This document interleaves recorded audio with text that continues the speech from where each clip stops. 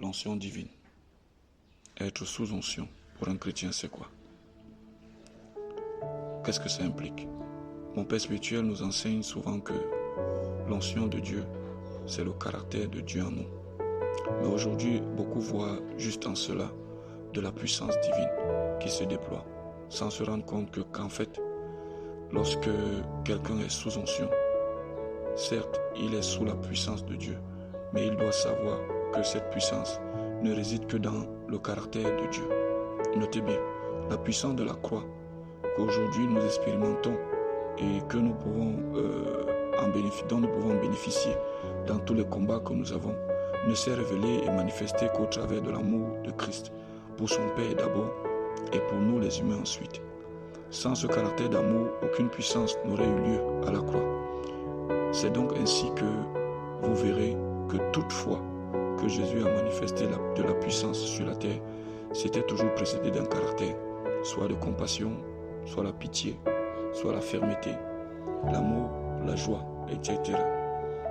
Alors, toute personne qui expérimente l'onction divine sur elle a le privilège d'apprendre un pan du caractère de Dieu, se manifestant en soi-même. En effet, quand l'onction de Dieu, qui est le caractère de Dieu, se manifeste en nous, il y a un aspect de son caractère qui se déploie en nous de manière particulière et qui peut être visible par une puissance que nous ressentons ou que nous exprimons.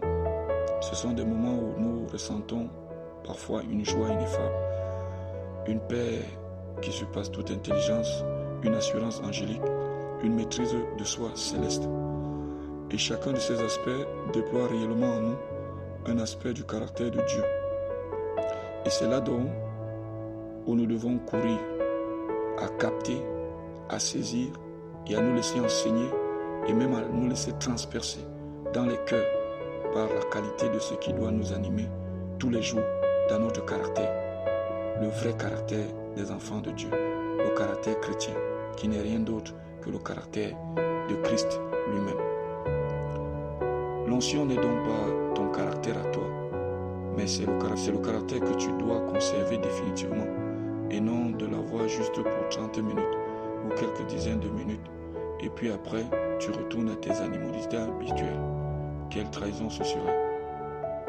Retiens de ce que nous partageons aujourd'hui et conforme-toi à la qualité de vie et de témoignage que le Seigneur travaille à déposer sur toi afin que quand tu te regardes à travers son miroir, tu penses à arriver là où il veut que tu arrives. Tu penses à être transformé de la manière dont il veut que tu sois transformé par la qualité de ta vie et de ta foi. Dans 1 Corinthiens chapitre 3 verset 18, l'apôtre Paul nous dit: nous tous qui, le visage découvert, contemplons comme dans un miroir la gloire du Seigneur, nous sommes transformés en la même image de gloire en gloire, comme par le Seigneur, l'Esprit. Shalom. Si tu as été béni, partage aussi avec quelqu'un afin qu'ensemble nous puissions encore faire avancer le royaume. Shalom.